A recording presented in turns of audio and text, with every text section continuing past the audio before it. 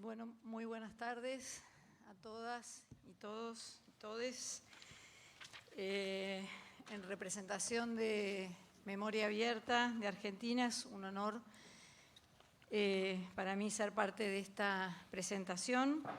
Estamos aquí cumpliendo este rol porque nos ha tocado el privilegio de acompañar los últimos 3 años y medio la tarea de la Comisión de Verdad de Colombia, a un conjunto de organizaciones de memoria de Colombia que contribuyeron con información, con documentación, en base a sus propios archivos, a la investigación de la Comisión y a un conjunto también de organizaciones del exilio colombiano en Argentina y en el Cono Sur,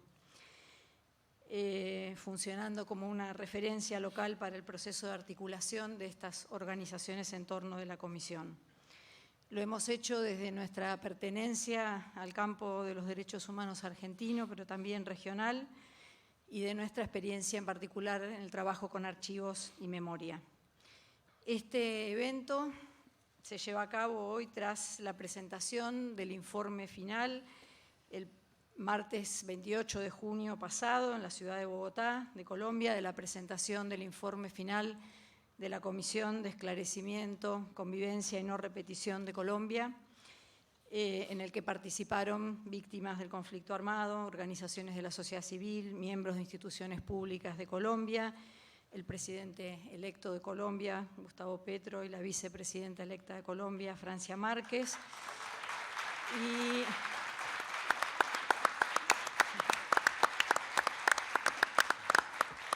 y miembros de la comunidad internacional. Tenemos hoy el honor de recibir en Argentina a 2 de los comisionados que han trabajado durante estos 3 años y 7 meses en la labor de investigación que ha llevado adelante la Comisión de la Verdad de Colombia. Esta visita hace parte de la gira internacional que inició la Comisión de la Verdad con el objetivo justamente de mostrarle al mundo la importancia de este informe, la importancia de este trabajo, que es un punto de llegada, pero fundamentalmente es un punto de partida para un diálogo sostenido sobre las causas del conflicto, sobre las persistencias del conflicto armado colombiano y sobre la necesidad de la no repetición. Hola Vera Jarach, que está entrando.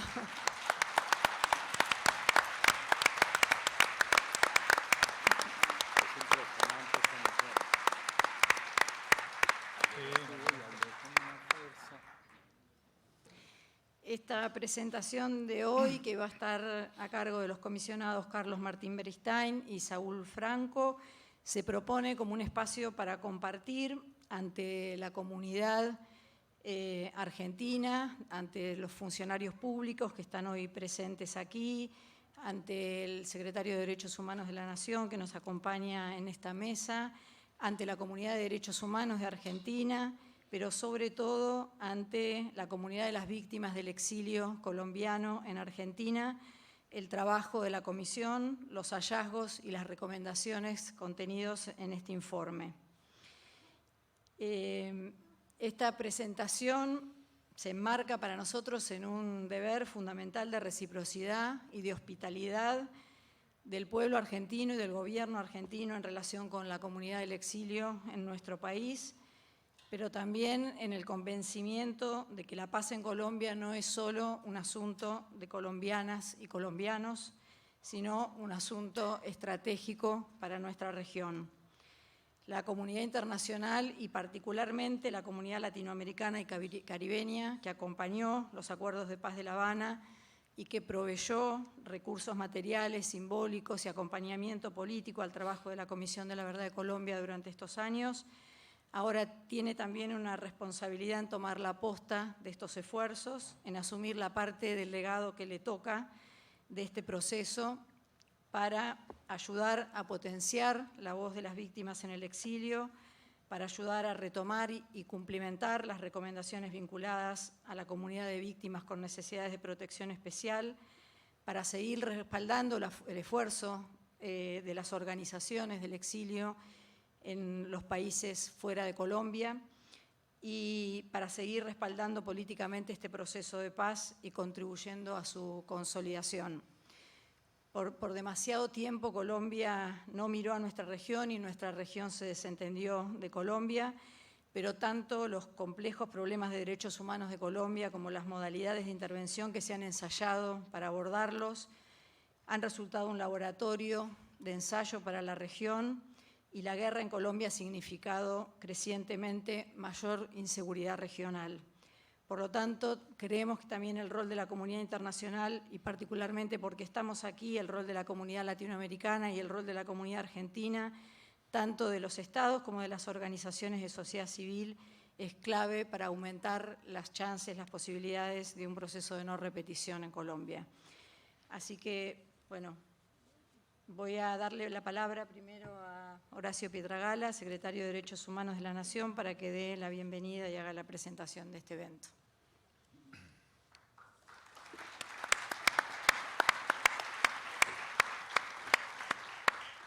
Bueno, buenas tardes a todos, ¿cómo están?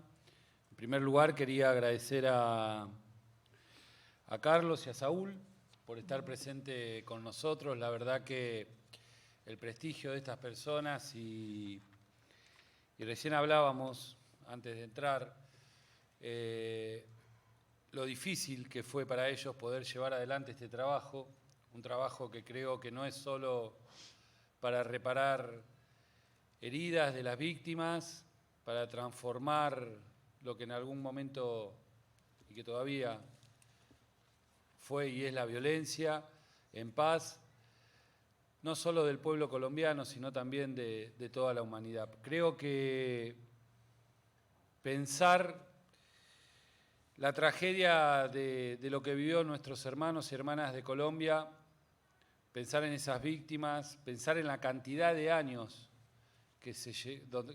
donde se llevó adelante un plan lamentable de potencias extranjeras sobre la República de Colombia, pero por sobre todas las cosas del cipallismo local, con los sectores más postergados de la sociedad colombiana. Siempre decimos que cuando hay factores de violencia es porque nunca se pudo plasmar eso que soñamos siempre y que repetimos en cada actividad, en cada oratoria, que es soñar una patria justa, libre, soberana e igualitaria.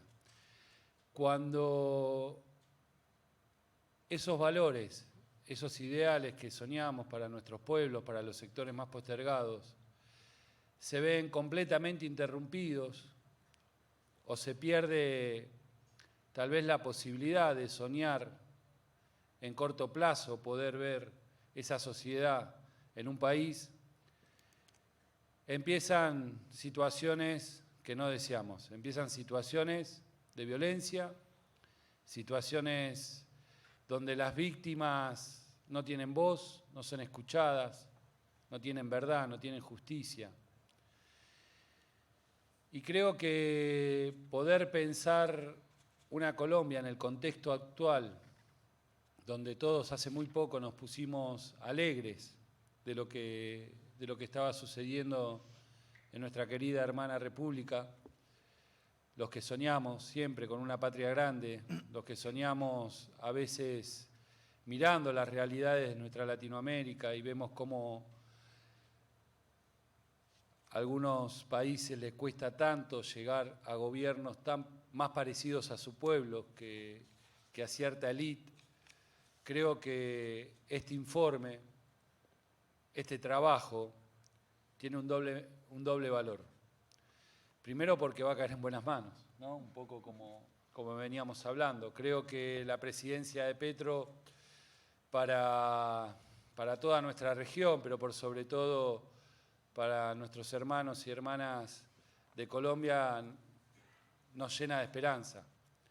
Nos llena de esperanza de que por primera vez en un país que sufrió tanto, que fue tan estigmatizado y que hasta el día de hoy lleva esa mochila, pueda por primera vez encontrar la verdad, la responsabilidad no solo de ciertos sectores que por los medios hegemónicos de comunicación fueron solamente los responsables, lo digo entre comillas, de violencias, sino también aquellos que desde el Estado o desde algún sector de poder alimentaban que esta violencia nunca se termine. La manera era más violencia, la manera era solo estigmatizar un sector, solo darle una verdad a través de esos medios hegemónicos de comunicación a la población de lo que estaba sucediendo. Y por sobre todas las cosas, como dije antes, ponernos en el lugar de esa víctima que sufrió la pérdida, el secuestro, la desaparición de un ser querido. Todos los que vivimos por esa situación sabemos lo importante que es cuando un Estado empieza a dar respuestas. Lo hemos vivido, sabemos lo que significa la impunidad, sabemos lo que significa la estigmatización y el mal recuerdo de esas personas que hoy no están con nosotros. Por eso, el pensar este informe, el pensar este trabajo que tuvo claramente que tener las buenas voluntades de muchas partes para poder ir construyendo esa verdad colectiva, que también, como dije antes, no solo va a ayudar a fortalecer los procesos democráticos de Colombia y poder mirar de otra manera a su pueblo, sino también a fortalecer los procesos democráticos de nuestra gran patria grande.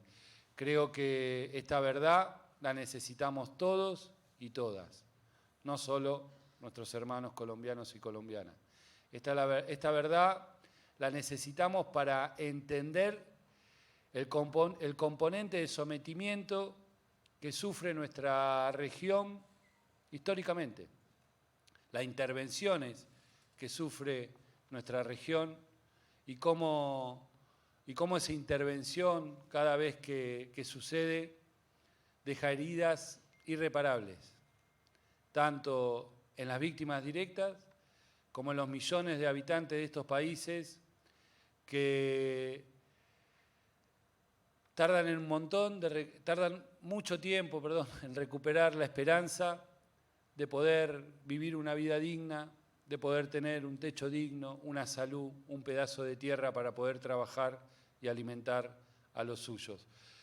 Por eso, para nosotros, estar acá en este predio, que es un simbolismo de la memoria, de la verdad, de la justicia, de la lucha, de la resistencia a ese modelo económico que se quería instalar en esa dictadura, pero también de la resistencia de nuestras madres y abuelas en el marco de la impunidad, y de la resistencia que fue escuchada por dirigentes políticos como Néstor Kirchner, como Cristina, y que pudieron llevar adelante una reparación como nunca antes habíamos soñado, que llegó no solo a reparar a las víctimas directas, sino a todo el Estado argentino. Y la verdad y el proceso que llevó adelante Argentina de memoria, verdad y justicia, no solo reparó a nuestra comunidad, a nuestro país, a nuestro pueblo, sino que también generó esperanza a los organismos de derechos humanos, a las víctimas y a la población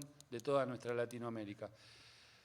Por eso creemos que hoy Colombia vive un proceso claramente diferente al que vivimos nosotros, pero sí muy similar en la esperanza que empezamos a tener con la llegada de Néstor Kirchner y cuando se empezaron a dar esas primeras señales que el país no se iba a quedar callado, que íbamos a recuperar nuestra verdadera identidad como Estado, que íbamos a tener la verdad completa y que a partir de esa verdad que había sido ocultada por los medios hegemónicos de comunicación, por el poder político que respondía a más intereses extranjeros que nacionales, por esos sectores corporativos de poder, por el poder real que llamamos acá, podemos hoy, gracias a todo eso, poder disputar y seguir disputando la Argentina que soñamos, y creo que hoy Colombia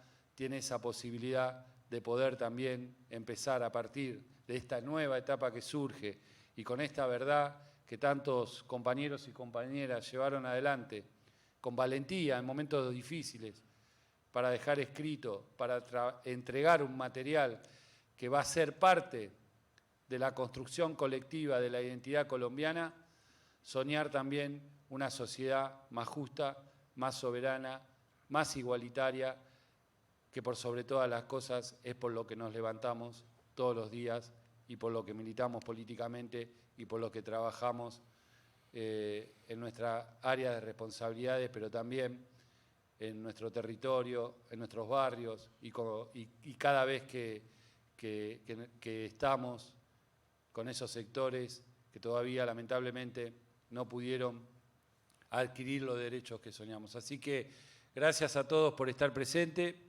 Para nosotros es un privilegio que hoy podamos hacer esta presentación en esta Secretaría, que también colaboró para este proceso años anteriores y que por sobre todas las cosas vamos a seguir colaborando para que nuestra hermana República de Colombia, como lo estamos haciendo con nuestra hermana República de Chile, que también tuvo un cambio significativo y que ya empezamos a ver cómo las víctimas directas de ese terrorismo de Estado hoy empiezan a tener esperanzas de que por primera vez el Estado las escuche y genere reparaciones integrales. No solo por ellas, no solo por la sociedad que está, sino por cada uno de los compañeros, compañeras latinoamericanos que han sufrido estas violaciones terribles de derechos humanos. Muchas gracias a todos.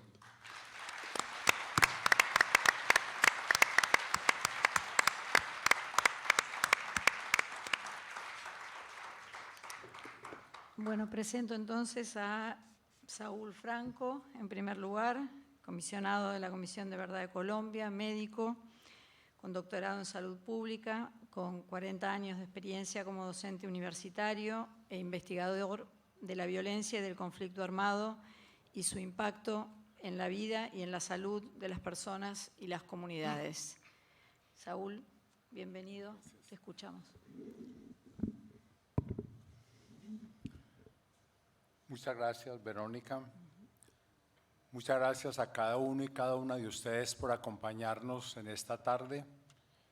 Muchas gracias, doctor Horacio, por su historia, que resume mucho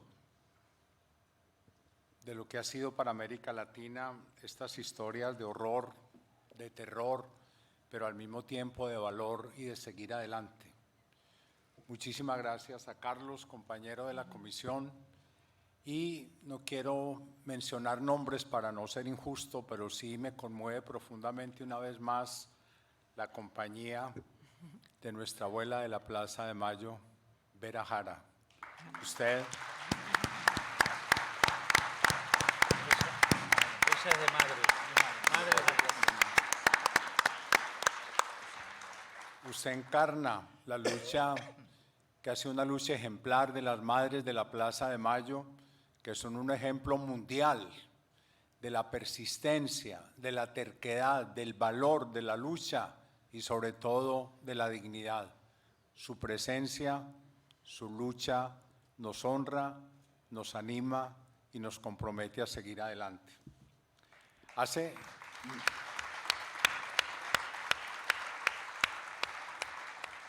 Hace 3 semanas estuve con el presidente de la comisión y otra compañera comisionada en Naciones Unidas y le entregamos al secretario general el informe final de la comisión, al doctor Antonio Guterres, y al recibirlo nos dijo: esto es un trabajo de humanidad y esto es un aporte grande a la humanidad. Yo creo que eso para mí toca mucho la esencia. Estamos defendiendo la humanidad, estamos defendiendo la dignidad humana y estamos tratando de poner un grano de arena en la construcción de humanidad en un momento donde hay tanta deshumanización en muchos sentidos. Como el tiempo es muy corto y tenemos muchísimo que contarles, yo voy a sintetizar lo fundamental del informe final y Carlos a continuación se referirá en especial al capítulo del exilio, dado justamente la convocatoria y la presencia de un grupo muy importante de exiliados colombianos, pero al mismo tiempo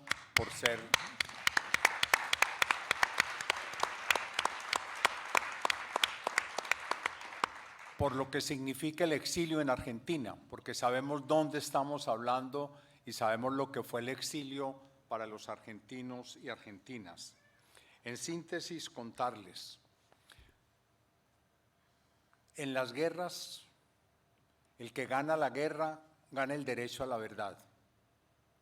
En Colombia, ninguno de los actores armados ganó la guerra. Entonces fue la sociedad la que ganó el derecho a la verdad. Y hoy podemos decir, aquí está la verdad, no la verdad del Estado, no es una verdad oficial, no es la verdad de uno de los guerreros cualquiera que sea, no es la verdad de las FARC, ni del EPL, ni del ELN, ni de los paramilitares. Esta es la verdad de la sociedad colombiana, nacida fundamentalmente de la verdad de las víctimas. Desde cuando nos nombraron como comisionados y comisionadas de la verdad, tuvimos una decisión categórica, y es: nosotros no vamos a partir en nuestro trabajo de ninguna hipótesis académica, no vamos a hacer un trabajo netamente intelectual, vamos a oír y a sentir a las víctimas de este conflicto, vamos a oír y sentir a todos los sectores de la sociedad colombiana, porque es ahí donde vamos a tratar de encontrar la realidad de lo que pasó, de por qué pasó, y por lo tanto encontrar las claves, los hilos conductores hacia el futuro. Y hoy, 4 años después, tenemos la enorme satisfacción de poderles decir: aquí está no la verdad de los comisionados y comisionadas, aquí está la voz de las víctimas de la guerra en Colombia, aquí está la voz de los guerreros de la guerra de Colombia, aquí está la voz de la sociedad colombiana, y por eso nos sentimos en paz con nosotros y con el futuro del país.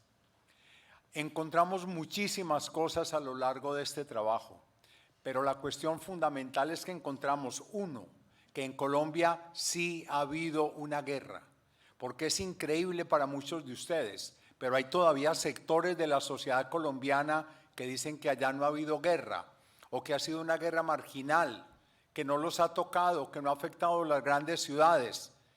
La conclusión categórica primera de la Comisión de la Verdad: aquí sí ha habido una confrontación armada larga, de por lo menos 60 años, y una confrontación armada degradada y gravísima, con unas consecuencias y unos impactos sobre la vida, sobre la salud, sobre los liderazgos, sobre la naturaleza, sobre la democracia y sobre la cultura, unos impactos demoledores. Yo no les voy a dar cifras porque sería interminable, pero en Colombia tenemos unos récords vergonzosos. Nosotros podemos hablar de por lo menos 121.000 desaparecidos a lo largo de estos 60 años de confrontación armada. 121.000. Y estoy hablando en Argentina, donde se contabilizaron 30.000 desaparecidos, o sea, 4 veces más desaparecidos que en la dictadura argentina. Nosotros tenemos por lo menos en el total del periodo desde el 58 hasta recientemente más de 500.000, y muy posiblemente estemos cerca de 700 o 800.000 muertos como consecuencia de esta guerra. Nosotros tenemos por lo menos 50.000 secuestrados y secuestradas, personas que padecieron este horror del secuestro. Nosotros tenemos una cantidad enorme de mujeres víctimas de la violencia sexual, y tenemos 8 millones de desplazados internos, y tenemos, y Carlos les va a hablar de eso con detalle, por lo menos 400.000, pero muy posiblemente estemos cerca del 1.000.000 de exiliados, entre los cuales me cuento. De manera que estamos hablando de una guerra dura, de una guerra supremamente nociva, y de una guerra que por lo tanto ha improntado el alma, el sentimiento colombiano. Y como les insinué, no solamente ha dañado la vida, la salud, la tranquilidad de los colombianos y colombianas. Esta guerra ha atentado contra la naturaleza. La naturaleza ha sido violentamente afectada, no solo como escenario de la guerra, sino como víctima de la guerra.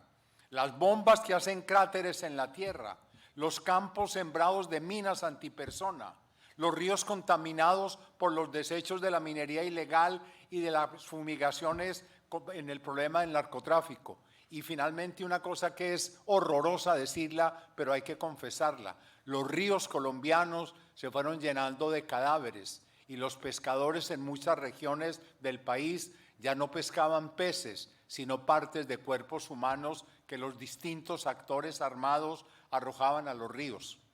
Pero no solo la naturaleza, la democracia colombiana ha sido una víctima de esta guerra. ¿Cuántos líderes y lideresas hemos perdido en Colombia como consecuencia de esta guerra? Ha sido imposible la posibilidad de la organización y de la participación social porque la fuerza pública ha convertido las protestas en subversión y las ha atacado. En Colombia no tenemos ESMA, pero tenemos ESMAD, el Escuadrón Móvil Antidisturbios, que se ha encargado de combatir violentamente, como pasó el año pasado en las recientes protestas, a la sociedad enfrentándola como si fueran guerreros armados. De manera que ha habido una afectación a la democracia y a la democracia electoral, porque eran los actores armados, las guerrillas o los paramilitares los que imponían el orden y decían si se podía o no votar, por quién votar y qué tenían que hacer los elegidos. De manera que la democracia ha sido otra víctima grave de esta confrontación. Y me refiero, por cuestiones de tiempo, a algunos de los hallazgos centrales alrededor de esta realidad de la guerra. Es los porqué de esta guerra. Y sobre todo, la que tal vez fue la pregunta más de fondo de la Comisión de la Verdad de Colombia. ¿Por qué persiste esta guerra a pesar de tantos años, a pesar de tanto dolor y a pesar de tantos intentos de paz? Porque este no es el único proceso de paz en Colombia. ¿Por qué persiste la guerra?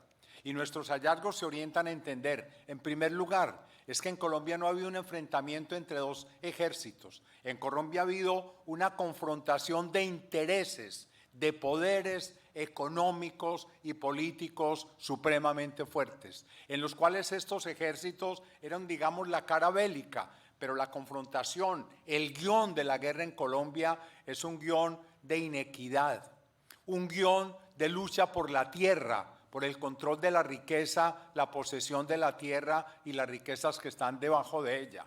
Ha sido una guerra por intereses políticos, por controlar el Estado y el poder del Estado y por imponer una ideología en la sociedad. Y en esto los actores armados han cumplido un papel determinante.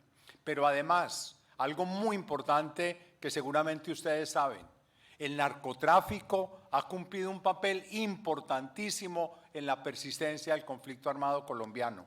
El conflicto colombiano es más viejo que el narcotráfico, pero el narcotráfico llegó, infiltró toda la sociedad, infiltró a los actores armados, a las guerrillas, a los paramilitares, a la fuerza pública, pero infiltró también a la sociedad, infiltró a la iglesia, infiltró la economía a todos sus niveles. El narcotráfico ha sido un factor enorme y sigue siendo hoy un factor de persistencia supremamente grande de la confrontación armada en Colombia. Encontramos también, y esto es muy delicado, el problema de la seguridad.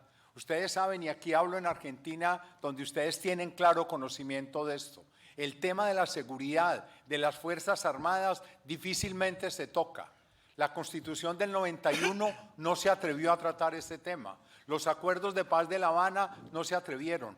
Nosotros en la Comisión de la Verdad tuvimos el valor de decir, hay un problema grave con la seguridad en Colombia, porque ha sido una seguridad para defender el gran capital, para proteger los grandes intereses o los grandes personajes, pero no ha sido una seguridad para el ciudadano, para defender la democracia, para estar del lado del pueblo. Ha sido una seguridad para señalar al enemigo, para perseguirlo y eliminarlo. Una seguridad al servicio de unos pocos y de algunos intereses. Y por lo tanto planteamos la necesidad de una reforma de fondo a la seguridad. Y termino por la escasez del tiempo y la importancia de los temas señalándoles algunas de las principales recomendaciones que la Comisión de la Verdad le hace al país.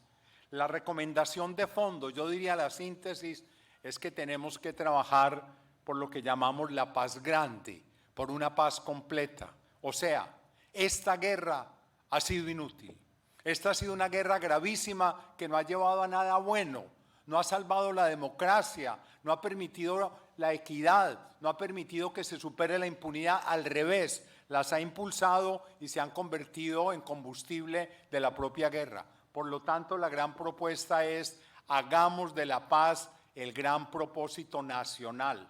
Una paz grande que implica negociar con todos los actores. Y por eso le estamos pidiendo al nuevo gobierno, por favor, negocie con el ELN, negocie con las disidencias de las FARC y resuelva y someta a las otras organizaciones criminales armadas que hay en este momento en el país. La paz grande necesita además no solo que se negocie con todos, sino que sea el gran compromiso de la sociedad, de los gobiernos que vengan y de toda la ciudadanía. Esa paz implica, como ya lo insinué, la solución de esos grandes problemas que señalamos. Hay que resolver en Colombia el problema del narcotráfico.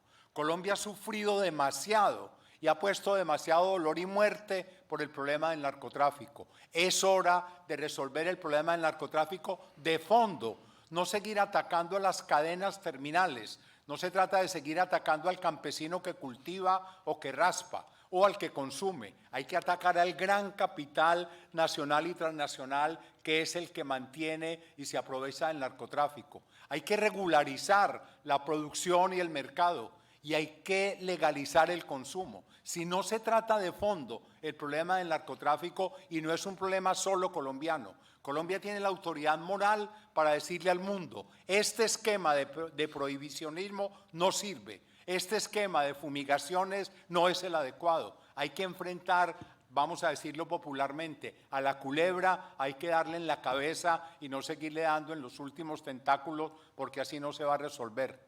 Hay que replantear la política de seguridad nacional y por lo tanto estamos planteando: hay que convertir el ejército en un ejército para la paz, a partir de una concepción de la seguridad ciudadana, de la seguridad humana, y por lo tanto hay que reformar también la policía. La policía no puede seguir siendo un apéndice militar más anexo al Ministerio de la Defensa. Tiene que ser una policía civil para que defienda la convivencia ciudadana y para que defienda estos valores.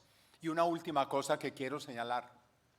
En Colombia, la guerra ha tenido características muy distintas en las diferentes regiones. Podemos decir en cierta forma que ha sido una guerra regional. Hay un capítulo del informe final que son 10 volúmenes, uno de ellos se refiere a esto, del problema territorial de la guerra y lo que ha sido el conflicto en cada región. Hay que darle presencia a las regiones en la vida nacional, hay que darle poder a las regiones, hay que volver al campesino y recuperar la dignidad del campesino, que no es un enunciado, sino que quiere decir carreteras, educación, salud, justicia en el campo, porque si no se resuelve el problema de la impunidad, que es otro gran combustible de esta guerra, no es posible la paz. Y hay que replantear las relaciones campo-ciudad, porque no podemos seguir tratando el campo como el proveedor de la ciudad, sino que es una economía y una forma de vida que tiene que relacionar ambos sectores. En resumen, la gran propuesta de la Comisión de la Verdad es: no más guerra, juguémonosla por la paz, pero una paz completa, una paz que resuelva de fondo los problemas que están dándole combustible a esta guerra. Y termino diciéndoles: hemos visto el horror de esta guerra, pero les cuento que en estos años hemos visto también, como a ustedes les consta, el valor de la sociedad, la enorme capacidad de la gente para no dejarse doblar por la guerra, para ser capaces, mujeres viudas con 8 o 10 hijos, sacarlos adelante y ser capaces de darles educación y ayudarles a superar la guerra. De mujeres que han superado la violencia sexual, de hombres que han superado la tortura. O sea, hay un valor en la sociedad para resistir, para enfrentar y para ser capaces de organizarse en la reivindicación de la justicia y la paz. Este informe es un homenaje a la verdad, que, como decía el doctor, Horacio, la verdad es de todos, es de Colombia, es de América Latina, la necesitamos todos. Esto es un homenaje a la verdad, pero es un homenaje al dolor, es un homenaje al valor y es una ruta hacia el futuro. Porque si la comisión miró hacia atrás era para aclarar el pasado, pero con la única finalidad de mirar con mayor claridad al futuro, en el que esperamos que todos ustedes tengan un lugar y nos acompañen. Muchas gracias.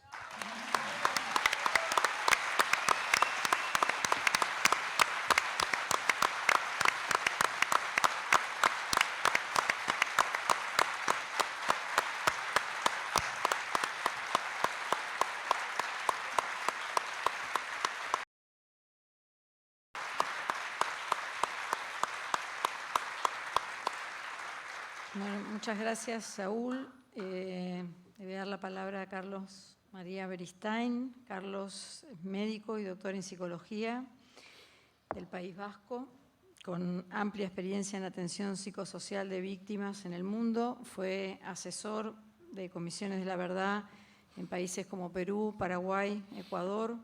Coordinó el informe del REMI, del informe de recuperación de la memoria histórica de Guatemala. Tiene una extensa trayectoria en mediación de conflictos en América Latina y en otras regiones del mundo.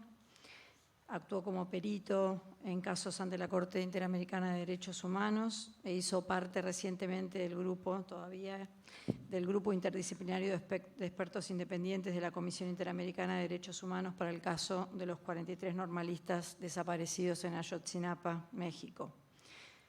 Carlos además fue quien coordinó justamente todo el trabajo de investigación que la comisión hizo en relación con el exilio como hecho victimizante.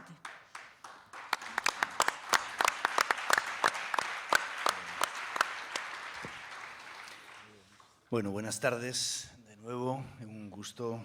Gracias, secretario de Derechos Humanos, Horacio. Gracias, Saúl, también por la presentación.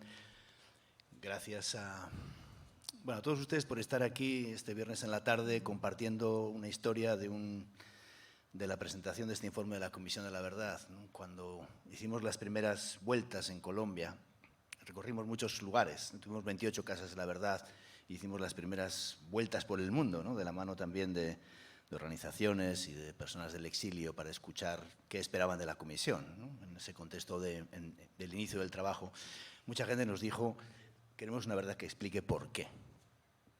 ¿Por qué el conflicto ha durado tantos años? ¿Cuáles son lo que nosotros llamamos esos factores de persistencia de los que Saúl ha hablado, ¿no? Y si hay un factor de persistencia en ese conflicto armado, también es el negacionismo de tantas cosas, ¿no? La falta de mirar a ese dolor a los ojos. Cuando fuimos la primera vez a trabajar en el caso de Ayotzinapa, en México, tuvimos la primera reunión con los familiares de los 43 estudiantes y tuvimos las reuniones muchas veces con el aparato del Estado y los familiares. Muchas veces los familiares le dijeron a los funcionarios: póngase en mi lugar, piensen que el desaparecido es un hijo suyo.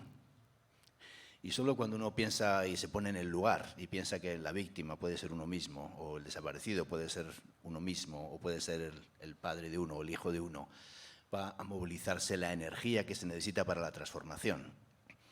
Y de eso va el informe, ¿no? El informe en general empieza hablando de algo que es clave también en contextos como el colombiano.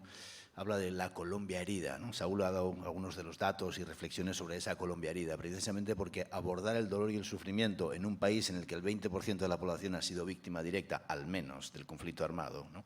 Y en el que muchas veces se han creado memorias defensivas, ¿no? Personas que justifican la guerra en función de la agresión de cierto grupo, etcétera, ¿no? Y la falta de una visión colectiva de ese impacto que ha generado en el país es la primera base para construir una base común de respeto a los derechos humanos, ¿no? Decimos, las heridas se pueden curar, ¿no? O sea, las heridas se pueden empezar a curar con el bálsamo del respeto, ¿no? Sin un respeto por las víctimas, sin un respeto por ese dolor y sufrimiento, no hay posibilidad de curar esas heridas, ¿no? Y de eso va el informe de la Comisión, ¿no? Hace un diagnóstico de la situación, pero también trata de dejar escuchar la voz de las víctimas, de responsables, desde una perspectiva de transformación. Cuando uno piensa en ponerse en el lugar del otro, como un ejercicio básico de la empatía y de la transformación que viene con esa fuerza de lo intolerable, ¿no? John Berger, un poeta británico que murió hace unos años, decía que el valor de la verdad es nombrar lo intolerable, porque hay una vieja esperanza de la humanidad, que nombrando lo intolerable esto convoque a la acción, ¿no? De esto se trata una comisión de la verdad, de esto se trata, ustedes lo han vivido directamente y también lo está viviendo la comisión de la verdad. Sin embargo, el exilio es un no lugar en el mundo. No hay un lugar. El exilio es un limbo, una mitad de camino hacia ninguna parte. La gente sale de un país al que no puede volver y está en un país del que no termina nunca de ser, ¿no? Y es un camino intermedio que no tiene un lugar de expresión, porque hay muchos estereotipos, ¿no? En Colombia el exilio ha sido invisible durante todo el conflicto armado. La gente tiene una visión estereotipada. Los que se fueron mejoraron su situación, fueron a buscar otras expectativas. No es verdad, ¿no?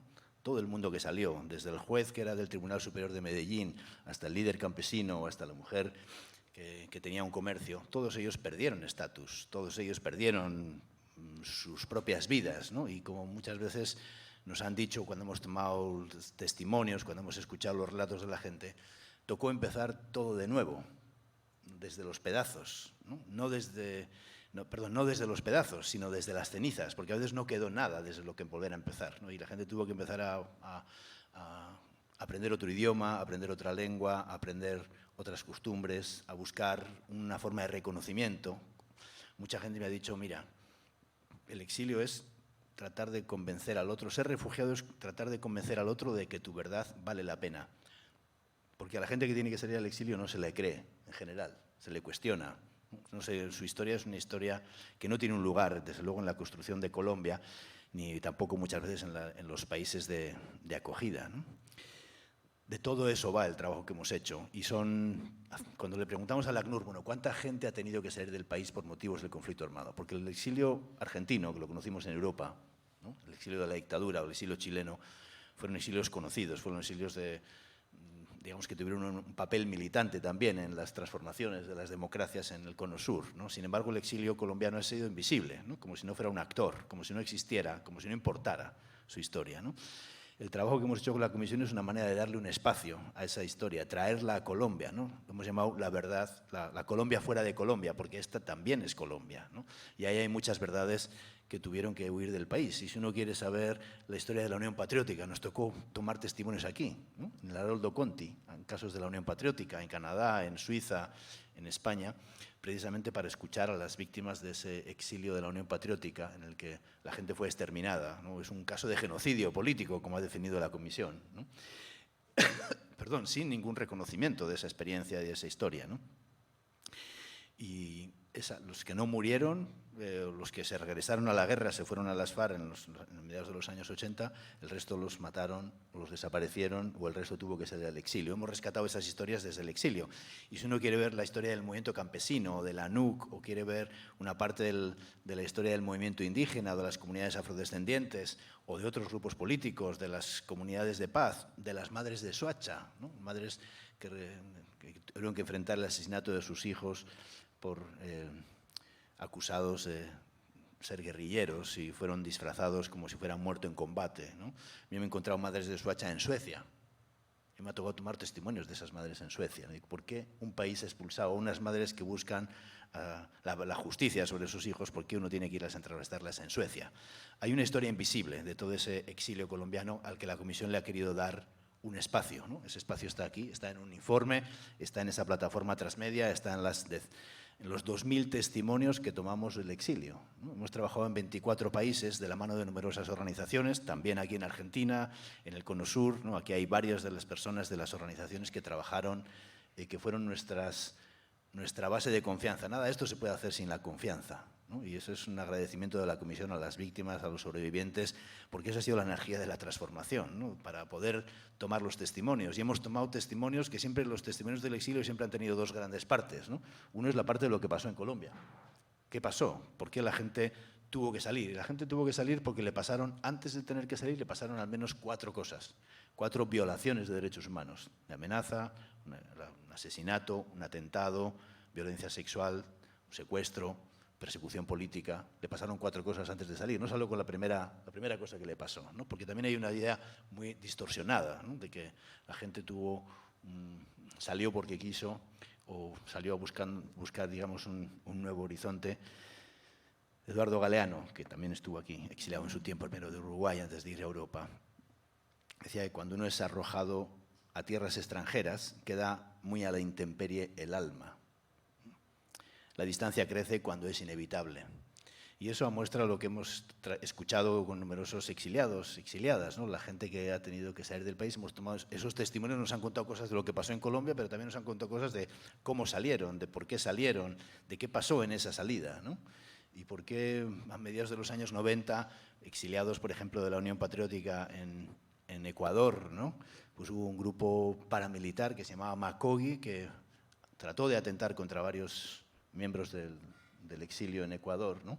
Y mandó una carta, tenemos la carta en el informe, mandó una carta a la directora del ACNUR pidiéndole, por favor, que le dijera dónde estaban una serie de refugiados porque los querían matar.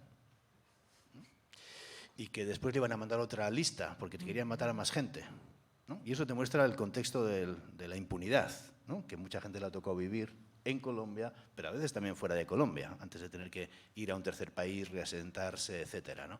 Ahí hay muchas historias escondidas, ¿no? Y nosotros hemos hablado del exilio y no hemos hablado solamente, sabiendo que hay diferentes nombres para llamar a toda esta experiencia, ¿no? Desplazamiento forzado transfronterizo, o gente que se desplazó, que buscó protección internacional cruzando una frontera, una protección que no tuvo en el país, porque tenemos diferentes patrones de victimización, ¿no? La mayor parte de los casos que recogimos tienen que ver con grupos paramilitares, ¿no?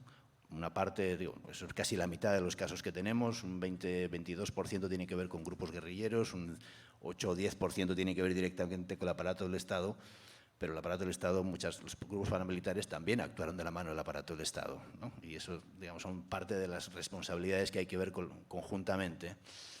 Y tomé un testimonio de una presidenta del Tribunal Superior de Medellín, ¿no? Y esa presidenta un día está en su despacho y llega un señor, ¿no? Y saca un arma con un silenciador y la pone encima de la mesa, ¿no? Y le dice, usted tiene que dejar de investigar lo que está investigando, ¿no? Grupos paramilitares. Y pues yo soy el encargado de matarla. No va a ser hoy cuando la voy a matar, pero la voy a matar. Llame, por favor, a algunos de los jueces porque quiero hablar con ellos, ¿no? Quiero decirles que dejen de investigar lo que están investigando, ¿no? Y llegaron algunos jueces, bueno, el tipo se marchó y cuando se iba a marchar, la jueza le dijo, bueno, ¿usted cómo ha entrado aquí? ¿No? Y el tipo le dijo, bueno, nosotros entramos aquí cuando queramos, ¿no? Nosotros estamos aquí. Y se marchó, ¿no? Y esa mujer tuvo que agarrar sus 2 hijas, ¿no? Salir a Ecuador ese mismo día y buscar una manera, salir a Estados Unidos, ¿no? Y quedarse los primeros días en el metro de Washington buscando una alternativa para sobrevivir, ¿no? Y esas son historias del poder judicial, entre comillas, ¿no? O sea, ¿qué no ha pasado con el líder campesino, con la mujer que ha resistido al reclutamiento, con las organizaciones, con personas que han sido familiares de desaparecidos, ¿no? Como las Madres de Plaza de Mayo, de las que todos aprendimos? También en América Latina ha habido otras organizaciones, ASFADES, la Asociación de Familiares de Detenidos Desaparecidos. La presidenta de ASFADES le tocó salir del país por amenazas a finales de los años 90, o el año 2000, después de un intento de atentado, y cuando fue a Gran Bretaña, a Londres, a pedir asilo, le dejaron en stand-by, como a tantos refugiados, esperando una respuesta, y al final la respuesta fue no. Y la respuesta fue no porque no creían que una víctima, por el hecho de ser víctima, tuviera que pedir refugio, porque eso no podía pasar en el mundo, ¿no? Ella tenía que ser una líder política, ella tenía que ser alguien que estaba metida en la guerra para tener que pedir refugio, ¿no? Y no le creyeron, ¿no? Y tuvo que salir de Londres porque no tuvo derecho a protección internacional, tuvo que volver al país y después de poco tiempo tuvo que volver a salir, tuvo que salir a Canadá. Bueno, esa es parte de la historia de mucha gente, ¿no? De mucha gente todavía hoy en día. El exilio es un lugar desde el que se puede ver toda la evolución del conflicto armado. Uno leyendo el informe del exilio puede ver toda la dimensión del conflicto, los diferentes perfiles, los patrones de victimización, la enorme responsabilidad del Estado en la desprotección de las víctimas, ¿no? Porque el exilio ha sido visible en otros países, aquí en Argentina, en Ecuador, en Venezuela, países en frontera, pero no ha sido visible en Colombia. ¿no? Y esa es la primera deuda que tiene el Estado colombiano, la deuda del reconocer la desprotección y la deuda también de tener un reconocimiento, ¿no?, de su responsabilidad y de que el exilio es una violación de derechos humanos. Nosotros tratamos de documentar todo lo que le ha pasado a la gente en la medida de lo posible, precisamente para ver el enorme desgarro, las consecuencias que eso ha tenido en sus vidas, la pérdida de vínculos, la pérdida de la tierra, la pérdida de la ciudadanía, ¿no?, porque él se ha quedado en un limbo que no es reconocido por nadie, ¿no?, y que tiene que estar pidiendo si hay un reconocimiento de su estatus a partir de lo que le ha pasado. Todo eso es parte de lo que tratamos de documentar, también con una agenda de transformación, ¿no?, de que lo que tiene que venir de este trabajo es un reconocimiento del exilio como violación en la ley de víctimas. La ley de víctimas en Colombia reconoce al desplazamiento forzado. Si uno tiene que desplazarse, tuvo que desplazarse entre San José a Apartadó, una compañera que ha tenido que venir hace muy poquito tiempo aquí, que está presente, ¿no?, de San José a Apartadó a Bogotá, ¿no?, hay un reconocimiento del desplazamiento forzado, pero si ha tenido que salir de Bogotá porque ahí la han seguido persiguiendo y ha tenido que venirse aquí o ha tenido que salir a otro país, no hay un reconocimiento de esa experiencia, eso no forma parte, ¿no? Hay una tendencia también a despolitizar el exilio, ¿no?, a despolitizar las experiencias de violencia y convertir todo en una migración sin más, ¿no? Y por eso nosotros hablamos de exilio, refugio, desplazamiento transfronterizo con diferentes nombres. No sé si igual el nombre, no sé si igual el estatus que la persona pueda tener en términos de recoger su testimonio, pero no sé si igual en términos de la defensa de sus derechos. Nosotros decimos también, aquí hay un mensaje para los países, ¿no? Hemos tomado casi el 25% de los testimonios que hemos tomado en el exilio son después de la firma del acuerdo de paz, ¿no? Y eso te muestra que es tal vez más fácil hablar para la gente que está recién llegada de lo que le ha pasado que la gente que salió en los años 70, los años 80, ¿no? Los dolores del exilio son dolores muy guardados en el corazón, ¿no? Son cosas de las que no se habla, pero también es muy importante entender los factores de persistencia del conflicto hoy en día, ¿no? El asesinato de líderes o el asesinato de excombatientes de las FARC, ¿no? Más de 1000 líderes han sido asesinados desde el año 2016, más de 330 excombatientes han sido asesinados después de la firma de la paz. Eso demuestra la persistencia del conflicto armado, ¿no? Esa importancia de la paz grande, pero también de una política de protección ante la gente y también de una política que nosotros decimos a los estados, reconocer el derecho al refugio es una contribución a la paz, no es incompatible con la paz, ¿no? Y hemos visto cómo la falta de reconocimiento del conflicto armado le ha quitado a la gente el marco de reconocimiento de su propia experiencia. Mucha gente no le han dado el refugio en muchos países porque en Colombia no hay conflicto armado, o no había conflicto armado, o ya se ha firmado la paz, ¿no? Diferentes, entre comillas, razones o discursos que lo que le ha quitado a la gente es el marco de reconocimiento.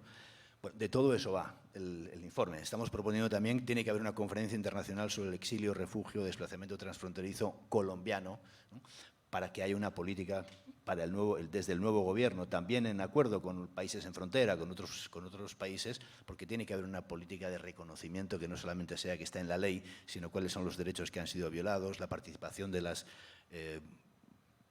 familiares de desaparecidos que están en procesos de búsqueda, la participación en los procesos de justicia. Sale una agenda de ese trabajo también para la colaboración internacional, para la defensa de la vida. Bueno, Colombia nunca se ha mirado, tú decías, Vero, ¿no?, el espejo de Argentina. Para muchas organizaciones ha sido un espejo muy claro, ¿no?, de experiencias de resistencia de las que antes hablaba Saúl, de maneras de enfrentar, de construir una cultura de derechos humanos, ¿no?, a pesar de que ha sido un conflicto visto como... Yo la primera vez que fui a Colombia, ¿no?, eso fue en el año 94, a trabajar en el área del trabajo psicosocial, de la atención a las víctimas y poblaciones afectadas, muchos amigos me dijeron: ¿cómo vas a Colombia si aquello no hay quien lo entienda? ¿No? Y nosotros sacamos una frase que decía: Colombia es un conflicto complejo, no confuso. Y hay que pasar de la confusión a la complejidad. De todo eso va el trabajo de la comisión, ¿no? La comisión no es la transformación, no es la comisión es una palanca para el cambio, ¿no? Es una palanca para los próximos 20 años, también para una transformación que ya ha empezado en Colombia. Empezó con las movilizaciones sociales, cuando los jóvenes le perdieron el miedo a esa expresión. Empezó cuando digamos, una Colombia excluida ha empezado a hacerse más visible. Lo ha tratado de hacer históricamente, ¿no? Pero estamos en un momento en el que eso también ha tenido, digamos, un espacio en lo electoral, que es una esperanza para todas y todos, ¿no? Los griegos, termino con un ejemplo, ¿no?, para no alargarnos, ¿no? Los griegos tienen una palabra que, bueno, el exilio era una pena, ¿no?, porque el exilio te echaba de tu ciudad y te dejaba sin el derecho a la palabra. Podías irte a otro sitio, pero no tenías derecho a la palabra, no tenías derecho a la ciudadanía, ¿no? Pero también el exilio ha sido un lugar en el que Michel Foucault habla de una palabra griega que se llamaba parresia. La parresia es la capacidad, el término para definir la verdad que se dice al poder, ¿no? Y la verdad que se dice desde una relación asimétrica, de quien no tiene poder a quien tiene poder. Y es una verdad que duele y es una verdad incómoda. Nosotros hemos dicho, el informe de la Comisión de la Verdad tiene muchas verdades incómodas, ¿no? Pero hay que mirarse en ese espejo de esas verdades incómodas para la transformación. Contiene muchas de esas herramientas para el cambio, ¿no? También el exilio ha sido un lugar en el que la gente se ha atrevido a decir las cosas a veces que en el país no se ha atrevido a dar. Y también ha sido un intento o un espacio para poder tener un marco social de reconocimiento y un tiempo para hacer las cosas para las que nunca hubo tiempo, ¿no? Tuvimos muchos encuentros en varios lugares del mundo entre la primera, por ejemplo, y segunda generación, ¿no? Esa segunda generación que ni siquiera está en las estadísticas de ese millón de personas que tuvieron que salir del país, es invisible, ¿no? Todavía es más invisible, pero ha tenido que sufrir las consecuencias del impacto del exilio, de la violencia de sus familias en sí mismos, en sí mismas. Ha tenido que construir la identidad en un contexto difícil en el que nunca han podido hablar de lo que pasó. Tuvimos un encuentro en Bilbao, en mi tierra, ¿no? en Europa, de personas de Estados Unidos, de América y de Europa, en el que en una habitación teníamos a los jóvenes, y en otra habitación estaban los adultos, ¿no? Otra parte de la familia. Y los adultos estaban hablando entre sí y cada uno estaba tratando de contar su historia delante de otros colombianos y colombianas, reconstruyendo una convivencia, una confianza que ha estado muy quebrada en el exilio colombiano también, ¿no? ¿Cómo hablo ante otros si no sé de qué lado son, ¿no? Si no hay una base de construcción colectiva? Y eso ha sido parte del trabajo de la Comisión, cómo abrimos espacios para hacer un reconocimiento a diferentes víctimas de diferentes lados con el objetivo clave de la construcción de la paz. Ese ha sido un punto fundamental. Pero los jóvenes, cuando empezaron a contar su historia, ¿no? Cada uno se identificaba enseguida con la historia del anterior. No era una construcción de historias distintas, sino era una construcción de una historia colectiva. Y cuando terminamos ese ejercicio y juntamos a las dos habitaciones, los jóvenes fueron donde los padres y madres y les dijimos: yo no sé por qué soy británico y colombiano, ¿no? Porque ustedes nunca me dijeron qué pasó, ¿no? Sé que las cosas se pusieron mal y tuvieron que salir del país, nunca sé qué pasó. Pero no sé qué pasó, pero yo no quiero saber qué pasó, quiero saber qué les pasó, cuál es la historia emocional que hay detrás, ¿no? Qué es lo que a uno le permite también reconstruir su propia identidad. De todo eso va también el informe de la Comisión. El informe denuncia situaciones, pone énfasis en los cambios, también es un intento de ayudar a una transformación que Colombia necesita, a un diálogo social que Colombia necesita y también a un espacio que permita reconstruir los lazos rotos por la violencia, ¿no? En silencios impuestos, en imposibilidades de poder transformar las situaciones, con la idea, y casi todo el mundo que salió de Colombia que hemos entrevistado pensó que salía para 3 meses, 4 meses, en 4 meses iba a volver, ¿no? Antes estábamos en las arqueologías vivas del exilio, mucha de la gente que salió con las cosas en su maleta pensó que iba a volver en muy poco tiempo y casi ninguno de ellos pudo volver, ¿no? Esta es una manera de volver, ¿no? También el informe tiene recomendaciones sobre el derecho al retorno, el reconocimiento de los derechos de la gente al retorno, a la pensión, porque sus vidas quedaron rotas en dos países en los cuales nunca va a poder tener derechos básicos que va a poder tener otras víctimas en otros contextos. O sea, de todas esas cosas también concretas, ¿no? Porque la reconstrucción de la vida de la gente pasa también por esa dimensión del reconocimiento de cosas muy concretas, muy básicas, que no son solamente simbólicas, ¿no? Que le ayudan a transformar y a reconstruir sus vidas, ¿no? Y también habla termino con una cosa que tiene que ver también con el insilio, ¿no? El insilio lo hemos llamado a la gente que se quedó, ¿no? Por cada persona o cada pequeña familia que salió o núcleo familiar que salió, hay otra familia que se quedó en Colombia. Y hay otra familia que a veces sufrió la persecución por los que se habían ido, o tuvo que callarse, o tuvo que cambiarse de lugar, o tuvo que vivir con la pérdida de sus seres queridos, ¿no? Hay también un reconocimiento a esa gente en Colombia. Si estamos hablando de más de 1 millón de personas que salieron del país por motivos del conflicto armado, pues al menos estamos hablando de 4 o 5 millones que se quedaron en Colombia, ¿no? Y ahí hay una parte de esa historia colectiva. Ojalá, pues las víctimas que están aquí, ojalá sintáis, ¿no? Para nosotros es muy importante. Los mayas con los que yo trabajé muchos años en Guatemala dicen que los caminos son de ida y vuelta. Si tú vas a preguntar, es porque vas a hacer, ¿no? Y si vas a enseñar, entre comillas, también es porque vas a aprender, ¿no? bueno, esta presentación, este encuentro es también un camino de vuelta, ¿no? Nosotros vinimos aquí, hicimos reuniones, trabajamos en la preparación de entrevistadores, entrevistadoras, hicimos todo ese seguimiento de ese trabajo complicado, difícil, de la mano de muchos de ustedes que están acá, de la mano de instituciones que nos abrieron el espacio para poder hacerlo. Este es parte del camino de vuelta y no es el punto final del trabajo de la comisión, es un punto intermedio del camino. Ahora con nuevas herramientas. Ahora, para nosotros, las recomendaciones de la comisión son palancas para el cambio. Son lugares en los que agarrarse para la transformación que Colombia necesita. Y estamos, pues, creo que en condiciones muy positivas desde el punto de vista del flujo de la historia, ¿no? El tren de la historia que pasa por Colombia ahora, hay que agarrarse a ese tren de la historia para la transformación que Colombia ha estado esperando demasiados años, durante demasiadas décadas, en medio de un enorme sufrimiento, ¿no? Y gracias por ser parte de todo ello. Gracias.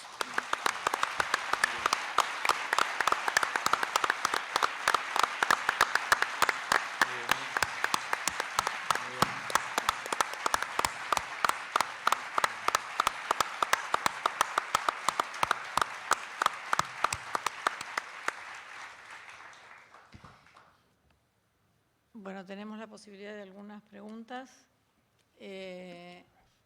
No sé si tenemos algún micrófono inalámbrico. ¿Sí? Gracias.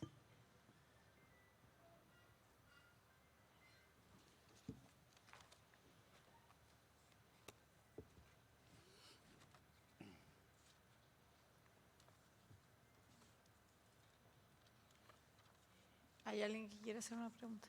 Ahí, caballero.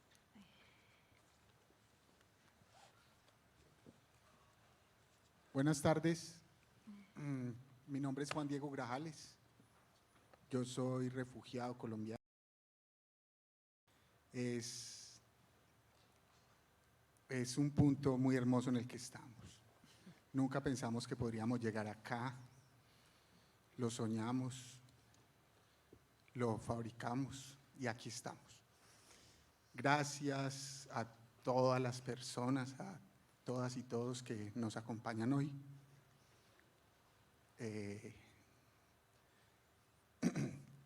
Nosotros vinimos desde San Luis, viajamos unos cuantos kilómetros para venir con mi hija a darle un abrazo a la paz. Es muy importante lo que ustedes están haciendo, que llegue la voz a todo Colombia, que desde el exilio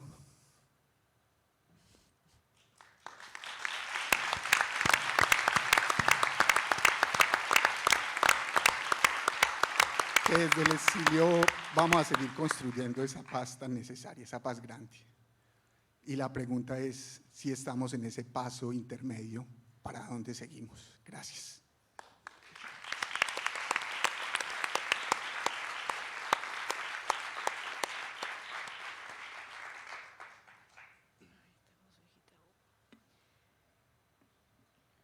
¿Quieren que juntemos algunas preguntas? Así es más sencillo. Sí. Allá, allá.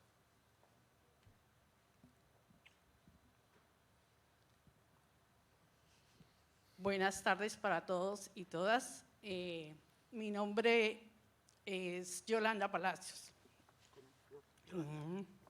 No había estado en este espacio está siempre mi hermano, que es Antonio, y bueno, haciendo un trabajo de incidencia, pero para mí personalmente ahorita, la entrega de este informe para nosotros es como una esperanza que la verdad quede escrita hacia el futuro, que esta verdad no se muera, porque es verdad que son muchos años de guerra en Colombia, de este impacto que hemos tenido todas las personas en Colombia por la guerra, pero las que hemos hecho víctimas de cada una de estas actuares de la guerra, de los diferentes factores armados, es muy complicada y muy dura. Y sobre todo la manera de invisibilizar la guerra en Colombia con los diferentes actores. Para mí sí celebro hoy este día porque es una forma de que esta verdad quede escrita. no se sabe hacia dónde continúa ahorita el futuro porque nada está escrito. Hasta el momento, este paso y este avance es un pasito más. Estamos dentro del desarrollo de un proceso de paz que ha hecho sinceramente boqueteado en Colombia. No ha hecho respetado, no se cumplen los derechos humanos. Hasta ayer, antier, seguían las masacres, seguían las matanzas de los líderes en Colombia y siguen.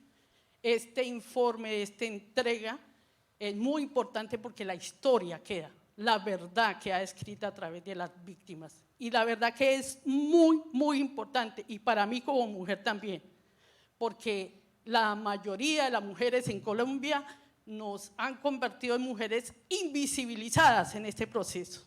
Las pocas mujeres que nos atrevimos a hablar en Colombia nos han tratado de locas, de mentirosas, como tratan también al exiliado fuera de Colombia, cuando no le dicen Pablo Escobar, porque esas son las palabras que nosotros recibimos en el extranjero, que nada tenemos que hacer, somos víctimas de un proceso, de un Estado que ha realmente diseñado unas políticas públicas para invisibilizar la guerra y la política.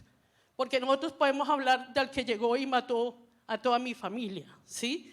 Pero en esa forma no estamos hablándole de la verdad. Es quienes hacen todo esto para que la guerra en Colombia continúe. Entonces, en eso, para mí, sinceramente, este trabajo lo admiro, lo he seguido desde cerca y agradezco toda la ayuda. Nunca pensé estar en este lugar para recibir este informe. Inicié en Colombia participando en el informe de la Comisión de la Verdad, pero desafortunadamente por toda la situación que se vive en Colombia, ahorita estoy aquí escuchándolos a ustedes y para mí, de verdad, es un placer, es vida poder escucharlos y este trabajo que se ha avanzado también me parece que es muy importante y de verdad que celebro ese trabajo. Muchas gracias y eso era lo que quería. Un abrazo para todos los colombianos.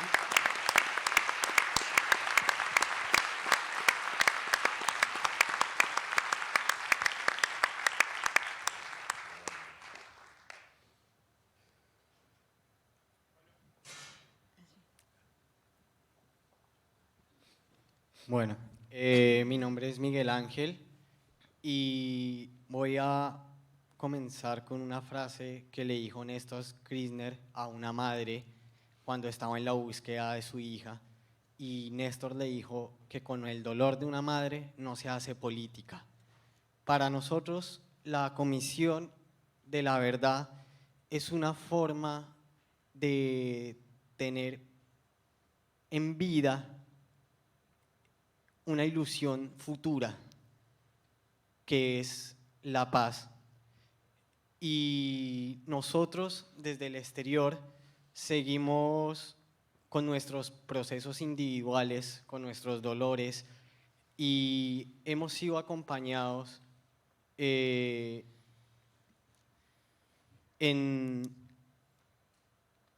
perdón, es difícil hablar, pero hemos sido acompañados por otros colombianos que han estado también en nuestras situaciones.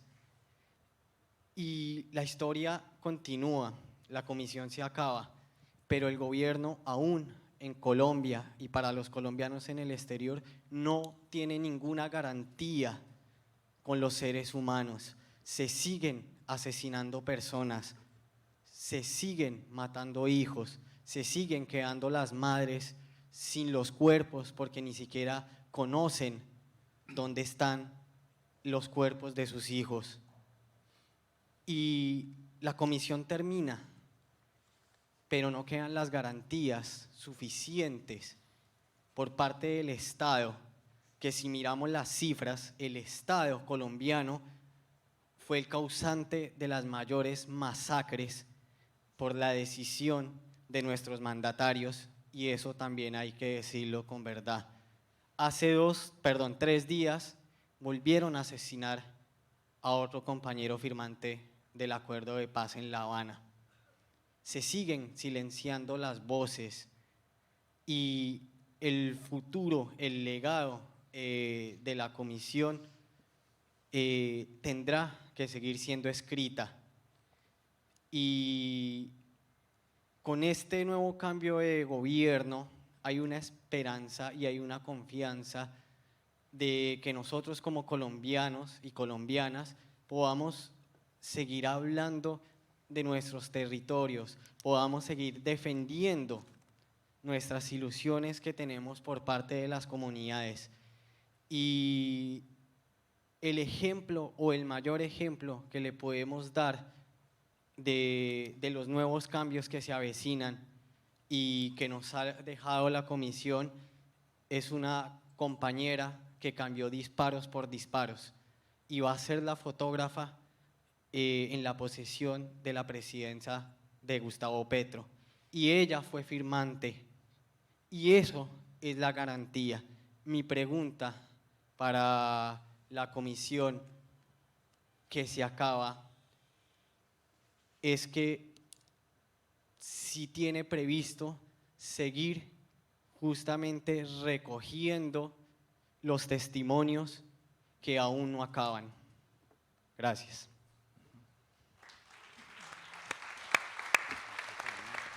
Sí. Allá hay uno más.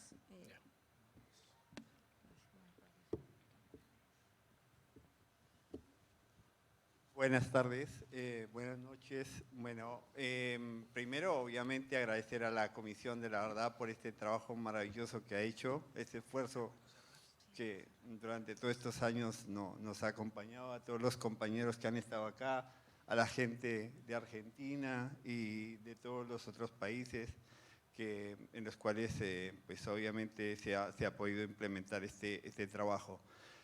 Mi pregunta concreta es si hay algún tipo de recomendación de la Comisión de la Verdad para el gobierno y para este nuevo gobierno de implementar políticas de colaboración para los colombianos que están fuera de Colombia.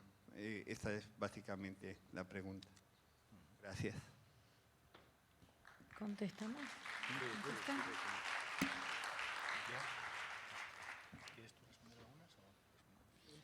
Bueno, tal vez empiezo yo sobre los comentarios. Bueno, gracias Yolanda por estar aquí, ¿no? Y por atreverte a hablar, ¿no? Es muy importante porque estamos hablando de procesos, no solamente de textos, de cosas que quedan escritas, estamos hablando de procesos, ¿no? De atreverse a hablar, de ponerse de pie, ¿no? De retejer lazos para, digamos, estos procesos de resistencia en los que andamos, ¿no? Y del que la Comisión obviamente forma parte, ¿no? Estamos en un tiempo intermedio, ¿no? Los tiempos intermedios, no solamente tiempos intermedios, estamos, por lo menos para mí, no sé qué piensa Saúl, en un tiempo también fundacional, ¿no? Los tiempos fundacionales son nuevos tiempos en los que las cosas no están determinadas tanto por lo que han sido hasta ahora, ¿no? Pero tampoco están muy claras de cómo van a ser, ¿no? Estamos en un tiempo de ese, ¿no? En el que hay un espacio en el que se muestra un camino diferente, una voluntad diferente, y todo eso obviamente hay que agarrarlo, hay que llenarlo de contenido y hay que poner, digamos, la fuerza de esa transformación, ¿no? Ese camino será largo. Hay un comité de seguimiento y monitoreo de las recomendaciones de la Comisión que ya se ha creado, que es un comité de 7 personas que trabajará durante 7 años. Elegimos 7 años para que fueran 2 periodos presidenciales, ¿no? Que tendrá una secretaría técnica y que tiene que dar seguimiento a las recomendaciones de la Comisión. En ese comité de seguimiento y monitoreo no va a poder tomar testimonios, no va a hacer lo mismo que ha hecho la Comisión, no es un mandato. Tendrá que venir, ojalá, a un acuerdo de paz con el ELN y tendrá que redefinirse y buscarse nuevas vías también para lo que significa el tema de la verdad y las víctimas en ese otro escenario, pero no sabemos qué va a pasar ahí.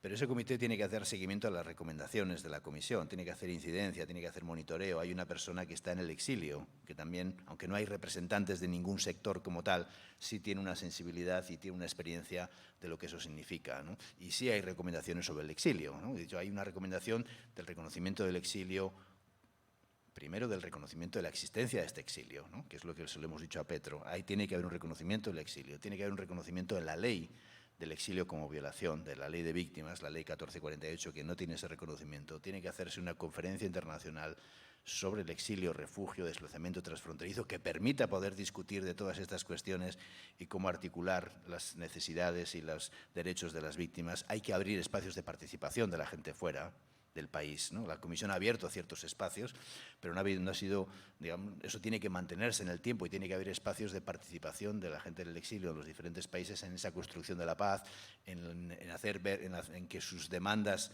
de reparación, de reconocimiento, de verdad, estén en la agenda política. Digamos, lo bueno de este proceso es que, bueno, que llegamos en un momento transformador para Colombia. De alguna manera hay un cambio de una historia de 200 años, ¿no? Y del mantenimiento de unas élites políticas que siempre han sido las que han dirigido, digamos, la política en Colombia. Al menos hay un escenario de cambio distinto. También lo hubo en el caso de la Constitución del 91, pero, digamos, todo ese proceso se fue mucho más limitado con el desarrollo de la guerra. Necesitamos ese espacio de transformación. Esta verdad no tiene que morirse aquí. Esto es un punto intermedio del camino. Ojalá puedan leer el informe, ojalá se puedan dejar también tocar, porque hay experiencias de mucha gente y también hay muchas propuestas de lo que hay que hacer en términos del reconocimiento de los derechos de la gente fuera. Como sabemos, y eso lo aprendimos de Argentina, ¿no? Cuando uno mira la experiencia argentina y los intentos del informe de la CONADEP y las políticas después y el cierre de las leyes de obediencia de vida, punto final, y el papel de Menem en todos esos, ¿no? Y un escenario de cambio que viene después con la abolición de esas leyes, etcétera. Eso demuestra que las transiciones políticas son procesos largos, no son cortos en el tiempo y que están sometidos a todos los vaivenes también de la política, ¿no? Pero lo que muestra también es que quienes no dejaron que el espacio político, en medio de la dictadura, quienes salieron a la calle, pues fueron las madres, ¿no? Ustedes fueron las que abrieron el espacio político para todas y para todos en el país, ¿no? Y también las que han sido un ejemplo de cómo esa movilización, incluso en los momentos más duros, es la que ha mantenido la conciencia colectiva, ¿no? Y la que ha sido un punto de referencia para la ética y para la lucha por los derechos humanos, ¿no? Gracias a eso estamos aquí, en parte, gracias a eso tenemos una convención sobre desaparición forzada en Naciones Unidas. Sin eso probablemente no hubiéramos tenido nada de eso. Y eso me parece que es lo que necesitamos, ¿no? Necesitamos que la gente del exilio se apropie también del informe, ¿no? Las recomendaciones, que son parte de esas herramientas que las hemos construido juntas, ¿no? No nos las hemos inventado, ha sido parte de lo que les hemos escuchado a ustedes cuando hacíamos las entrevistas y les preguntábamos lo que hay que hacer, ¿no? A partir de aquí, ¿ustedes qué creen que hay que hacer? Lo que hemos hecho ha sido sistematizar muchas de esas demandas también de las víctimas. Lo que necesitamos es una movilización colectiva, ¿no? Las situaciones de cambio después de una comisión de la verdad se dan con dos piernas, ¿no? Una pierna, una pata, vamos a decir, es la voluntad política. Si hay voluntad política de transformación o no. Y la hubo en el gobierno Kirchner de reconocimiento de los derechos de las víctimas y no la hubo en los gobiernos que pusieron en marcha las leyes de obediencia y vida de punto final. O no las hubo en el gobierno de El Salvador, que tomó control de la transición política después de la Comisión de la Verdad y no tuvo ningún interés ni siquiera en publicar el informe de la Comisión, ¿no? O el gobierno de Colombia, el gobierno de Guatemala, que ni siquiera quiso recoger el informe porque rechazaba el señalamiento que en Guatemala se había cometido genocidio contra la población indígena en varios lugares del país. Lo rechazó y no recogió siquiera el informe. Muy mal indicador de lo que va a pasar ahí, ¿no? Muy buen indicador en contextos y gobiernos que han tenido voluntad política de transformación. Pero la otra pierna, la otra pata con la que caminar es la apropiación social de esa memoria, de esa verdad, ¿no? Sin eso no va a haber transformación, ¿no?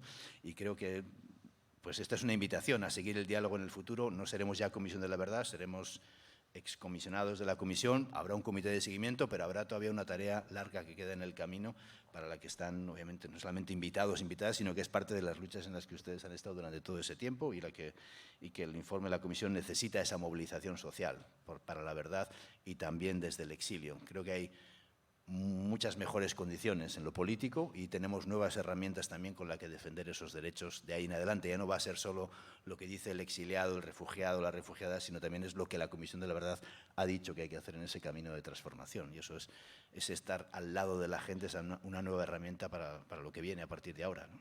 Gracias.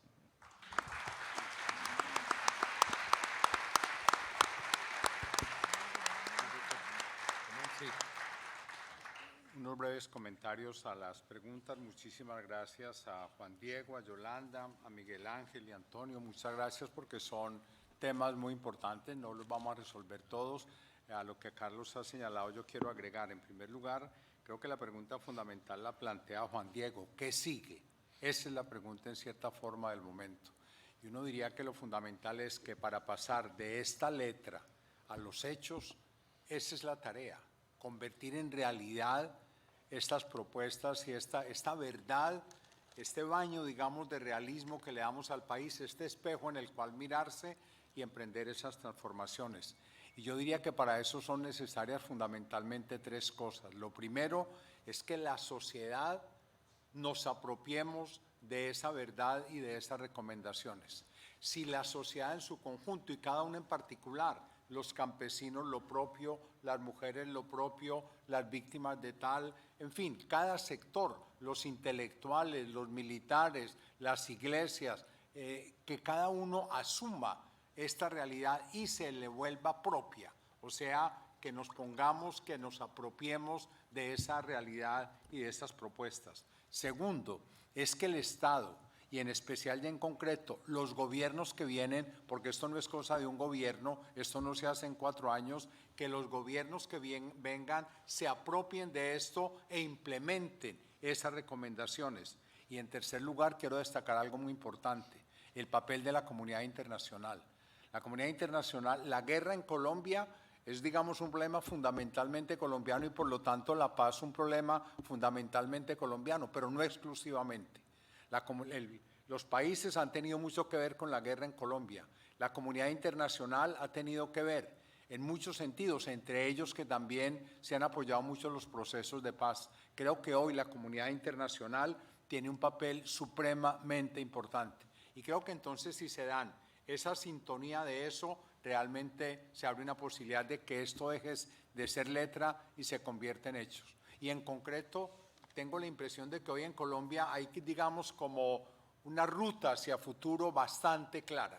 Está la Constitución del 91. Colombia no necesita ahora otra Constitución que se implemente y el presidente Petro está empeñado en eso, porque entre otras cosas, él viene del M-19, que fue el movimiento que más influyó y de hecho la Constitución del 91 tuvo mucho que ver con lo que venía haciéndose en el proceso de paz con el M-19. Están los acuerdos de La Habana y nosotros recomendamos que se implementen eficazmente esos acuerdos y están estas recomendaciones. Creo que también en ese trípode, Constitución del 91, acuerdos de La Habana, recomendaciones de la Comisión, hay una ruta de futuro muy importante.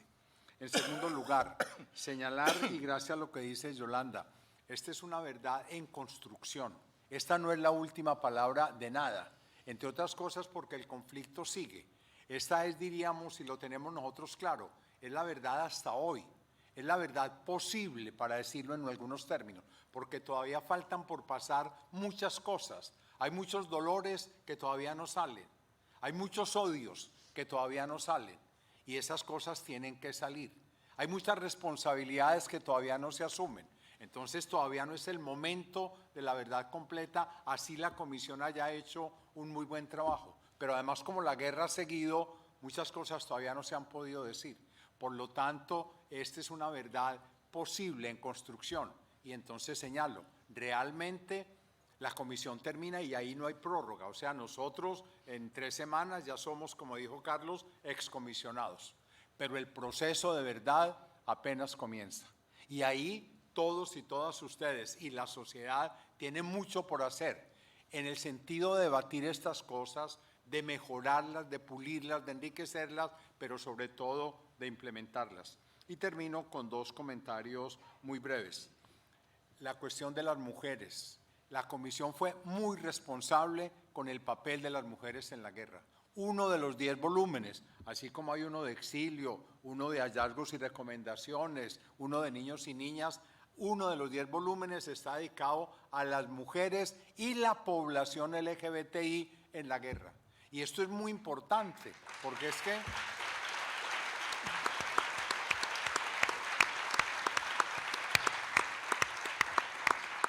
en la comisión asumimos con mucha responsabilidad el papel de las mujeres, en todo sentido. Las mujeres como actoras de la guerra, las mujeres como víctimas de la guerra y una cosa que nos llamó muchísimo la atención, las mujeres como constructoras de paz y como resistentes a la guerra. Eso que señalé antes.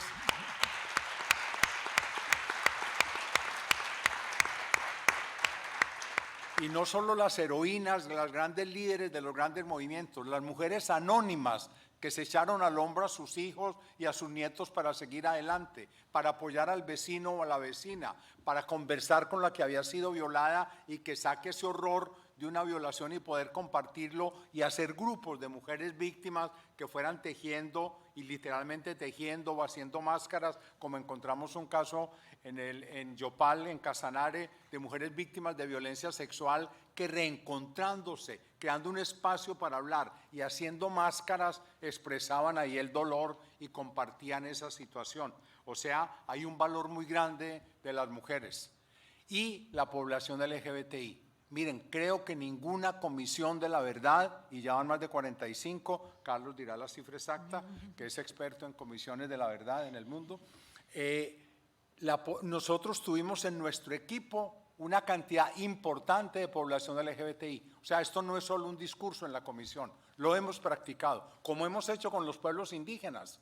La Comisión de la Verdad le dedica uno de los 10 volúmenes a los pueblos étnicos, indígenas, afrocolombianos e inclusive a la población rom, a los gitanos y las gitanas.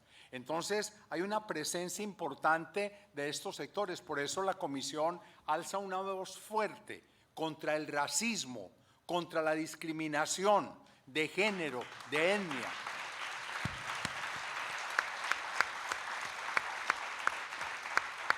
Y quedan propuestas sustantivas a lo largo del trabajo en ese sentido de la necesidad de integrar a todos estos sectores a la sociedad. Y termino señalando lo que dije antes. Este proceso de verdad apenas comienza y hay unas tareas enormes. Nosotros lo tenemos clarísimo. No crean que nosotros nos las damos pues de que ya se hizo todo. No, hemos hecho lo máximo posible en condiciones muy difíciles. Porque ustedes saben que a nosotros nos tocó trabajar en pandemia, con persistencia de la guerra y con un gobierno que realmente no tenía un interés eficaz en darle fuerza a la verdad y nunca le dio un oxígeno político a la comisión. El gobierno, hay que reconocer, cumplió lo constitucional, nunca nos recortó el presupuesto, más allá de lo que le recortó a otros por la pandemia, pero nunca hubo un interés político por respaldar a la Comisión de la Verdad. En esas condiciones hicimos el máximo posible. Bueno, ahora esta tarea ya queda en manos de la sociedad. Nosotros le entregamos, no nos vamos a apartar de la tarea, pero ya cumpliremos otro papel. Es ahora justamente la sociedad en su conjunto la que tiene en sus manos esto. Y yo sí les digo, yo tengo una gran esperanza de que el momento de Colombia sea o no de nacimiento, renacimiento, yo sí creo que es la hora de la paz en Colombia. Yo tengo francamente...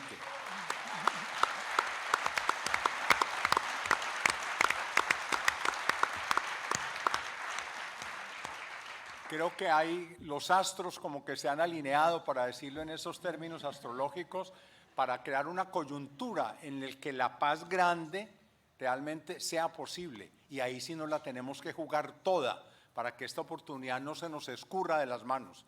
Ya se nos han escurrido varias en distintos momentos. Por favor, entre todos, pellizquémonos, reaccionemos. En la comisión hemos hablado mucho de una conmoción positiva, o sea, que nos sacudamos, pero no para quedarnos lastimando, mirando hacia atrás, sino para aprovechar la coyuntura y tratar de ver si al fin somos capaces de vivir dignamente, de vivir con respeto de los derechos, de vivir con la garantía de lo básico, de no matarnos por las diferencias, o sea, de vivir en paz.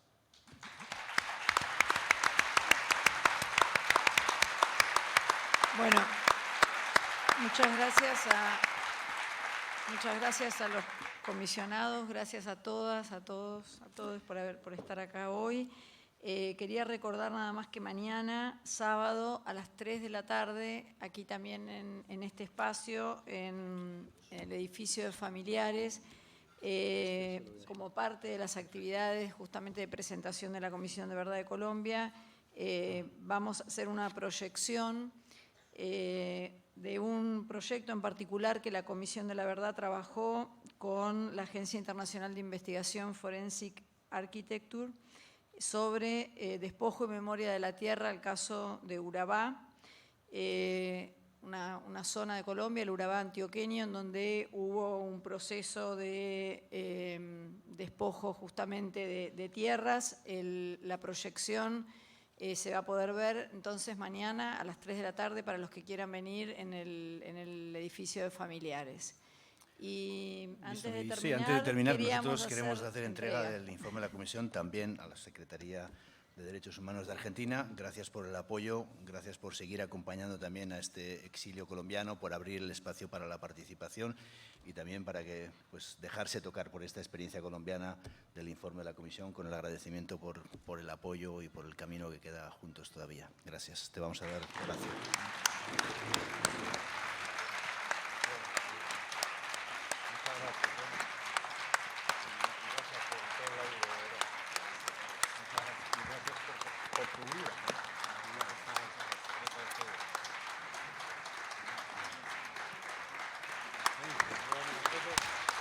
Ahí hacemos una foto todos ahí.